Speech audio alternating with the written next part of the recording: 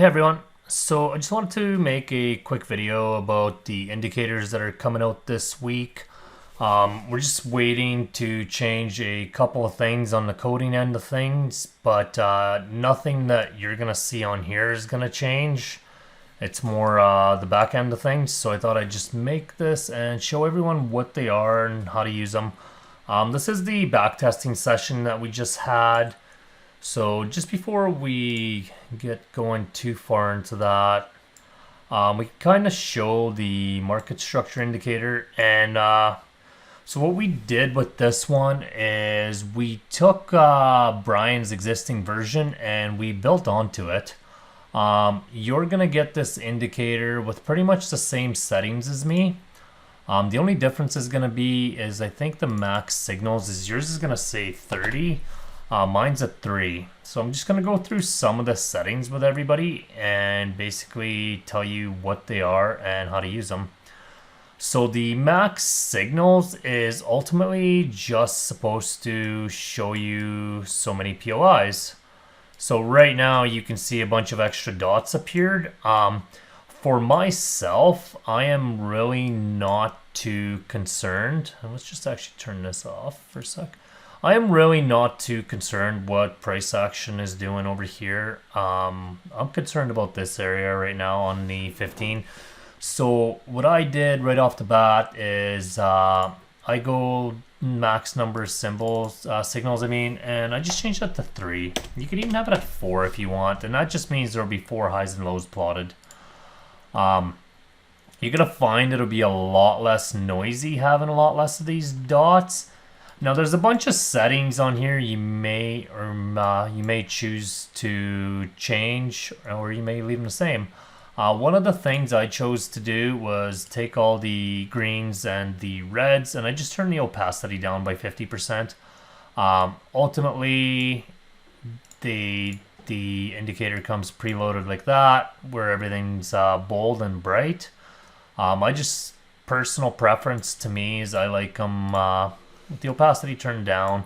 You may even want the colors changed. There is 5 default settings here for different time frames. So we have, the first time frame I have is the 5-minute time frame. The minimum pullback for 5 minute is 7 pips or 70 points. That's not written anywhere. That's just a number I pulled. If you decide you want 6 pips to be considered a pullback, this is where you would change it. Alternatively, you can put this at 0 and it'll just revert to the default settings where it just counts any pullback. Now, myself, I have these time frames selected. I really don't care about all these time frames. I care about the 15.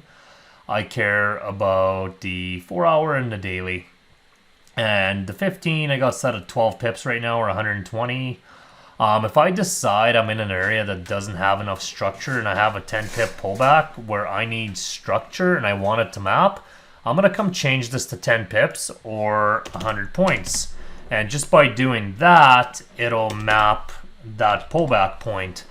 4-hour, for example, is sitting at 450 points, so that's 45 pips. If I have an area with not enough structure and there's an area that only had, like, let's say a 39 pip pullback and I want it to map, I will come in here and I will change that to 39 pips or 390 points. The reason this is adjustable is these are just basic guideline numbers. If you get into an area where it's not printing structure and you wanted it to, you may fine-tune this by 5 or 10 pips one way or the other.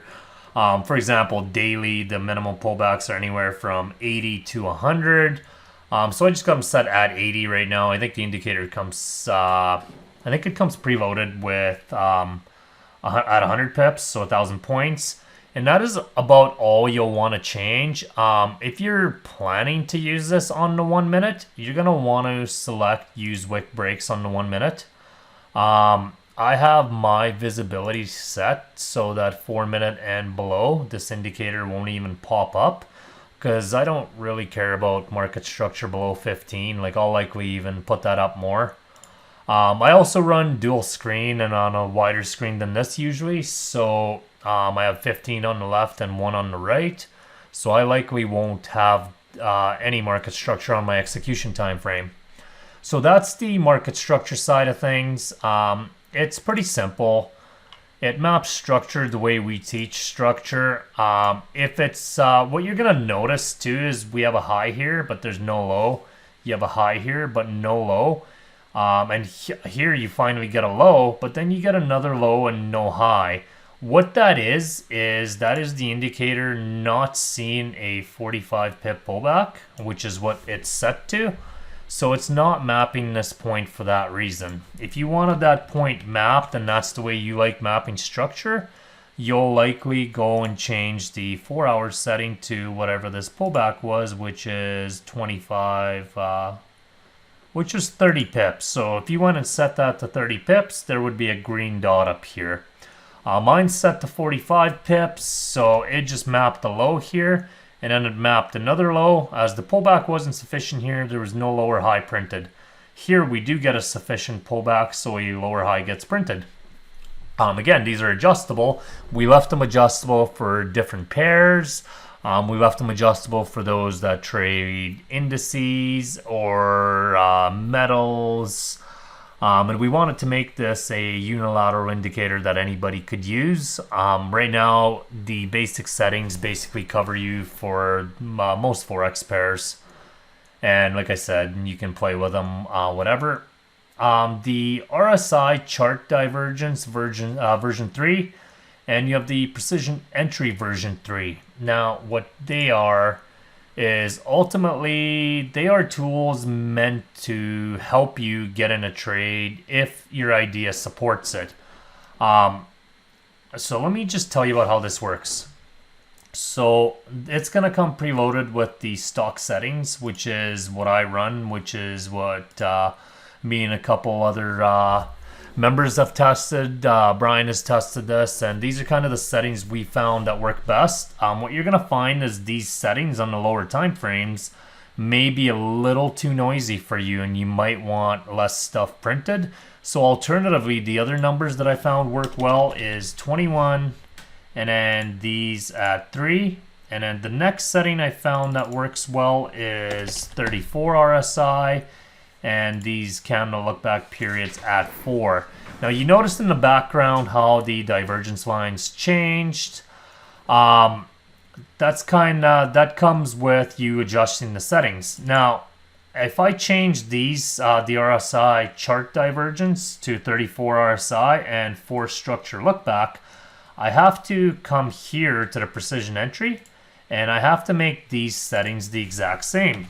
So we'll go 34 and we'll go 4.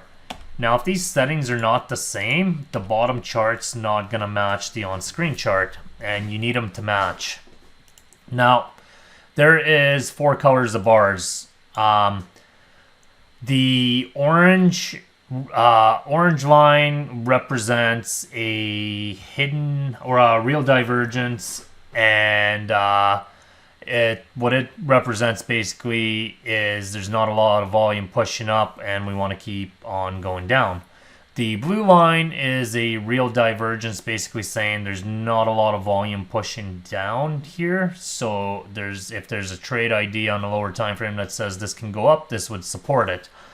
The red and green are hidden divergence lines. So this red in this case is basically telling you that they're not pushing up that heavy. The volume's dying off, so this is likely going to go down. You get another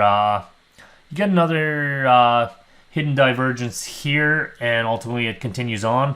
So red and green is hidden, which is for continuations, and orange and blue is real divergence, which is a reversal. Now you can't just take these signals and be like, the chart showed me that, so I'm just going to take that trade. That'll burn you in the long run. They're meant to add confluence. So everything you've seen in the course has to be applied. Now we have, so this is the 15-minute obviously. Now we have a couple other confluences for this indicator. You may even choose to make it only appear on your execution time frame, such as 1, 2, 3, 4, 5 minute, and not have it pop up. And if that's what you choose to do, you're going to want to go to both of these indicators, go to visibility, and then you'll turn all of these off. What you'll want to do is basically turn all of these off and turn this down to, let's say you only want it to appear on 10 and below. Or even if you want it to appear on 5 minute and below and you didn't want to see it on anything else, what you would do is you would just turn all of these off, and then that would keep your charts clean, because I know not everybody's trading with dual screens or a wide screen, so you may want to use this option. Or you may want to, have it at 15 and below. It's totally up to you. You'll have to play with this and see what you like. There's a lot of settings in here. You can change all the colors. You can change all the opacity. These indicators come with what's called plot text. And if you see these test buttons down here, that's the only text I have showing. Aside from that, if you turn all of these on, you're going to find the chart gets really noisy and all these letters pop up that go along with these lines and that go along with these dots. I personally don't think you need them, so I turned them off. If you choose to turn them on, that's totally fine. The moving average we picked is 50. The reason we went with the 50 is the BFIs use the 50 and the 200. And what you're going to find is the 50 MA gets tested lots. The precision bluish gray here, that is a 50 MA. The purple line, that is a momentum line. And we used RSI to measure momentum. So I'm just going to set this back to the settings I like, and just remember we want to have these settings match. If you are playing around with these settings, the structure look back left and right should never be bigger than 5. If it is, you're just going to have next to no points mapped on here at all. And the next thing that I want to talk about too is let's say you have a couple different settings. So we'll call this setting 1 and we'll call the other one setting 2. If you want to turn the text on and the RSI down here, you totally can. To me, it's unnecessary and ugly, and it's just messy. You can totally play with the MA line and stuff. That's totally up to you. Let's say you have a couple indicators set up. So I set up market structure, I set up this one, and I set up this one. If you actually go to templates and you go save indicator template, and we'll just say test 1.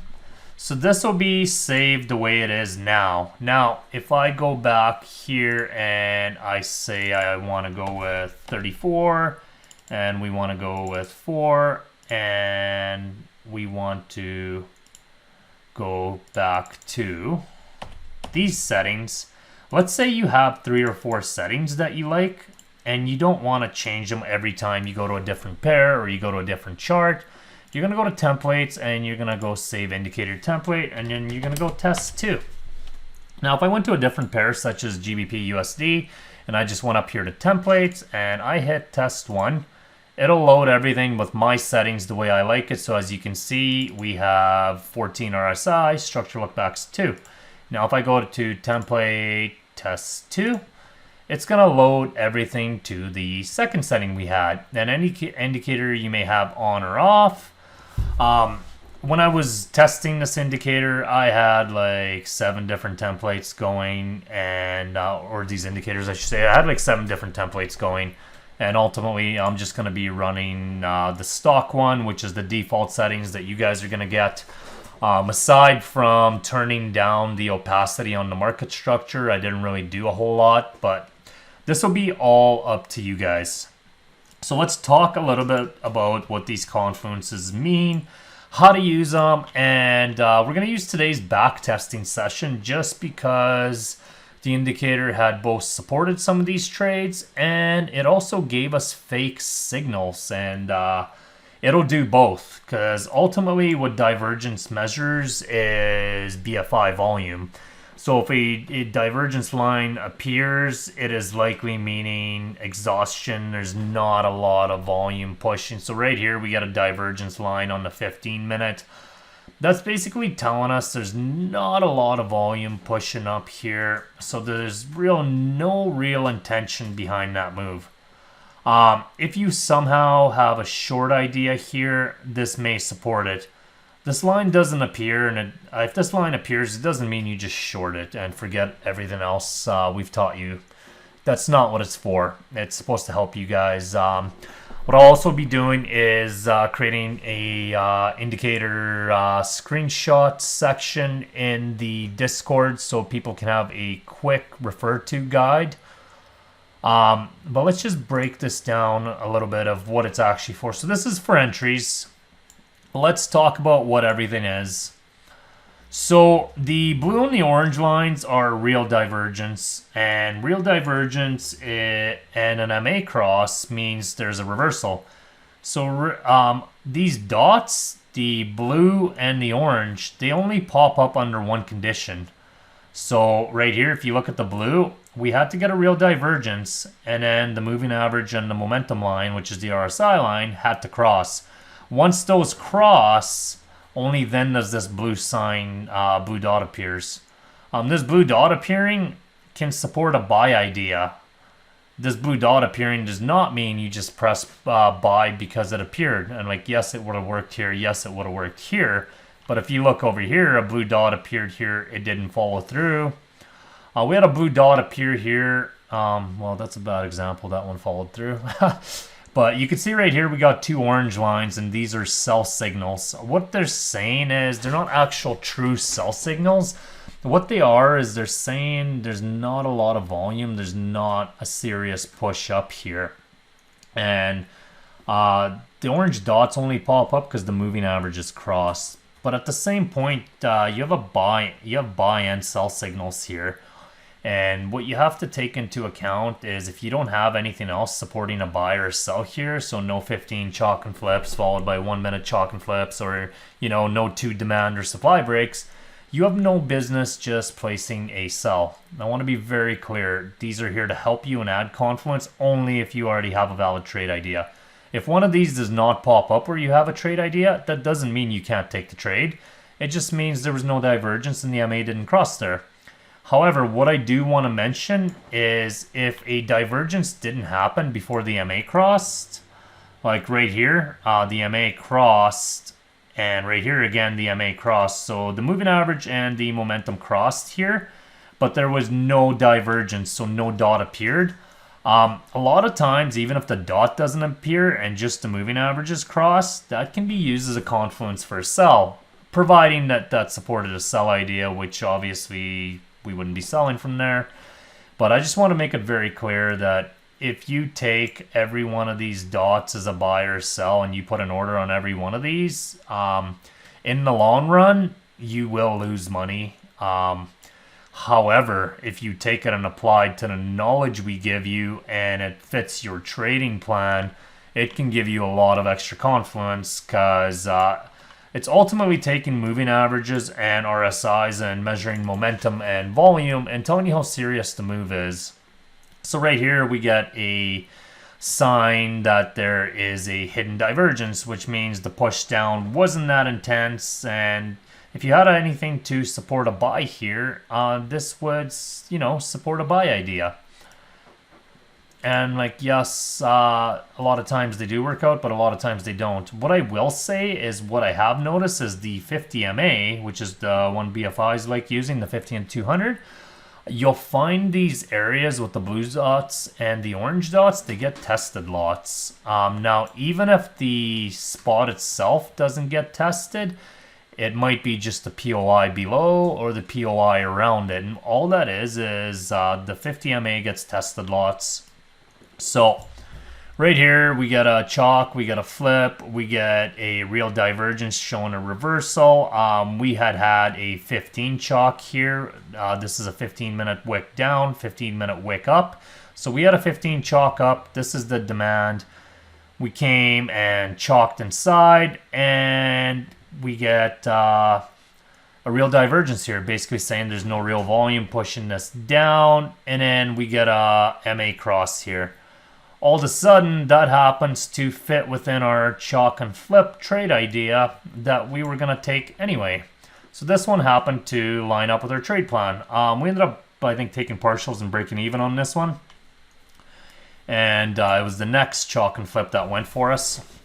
Right here, we hit a 15 supply zone. You can see we got a sell signal, and we got a real divergence line that's telling us to sell. What it's saying is there's not a lot of volume in this push up. However, you can't just hit sell because you've seen this. We still want 15 minutes supporting us. So right here is a prime example. This is a 15-minute wick below. It wicked below. 15-minute wick above this on the 15 minutes. So the 15-minute gave us a chalk and flip.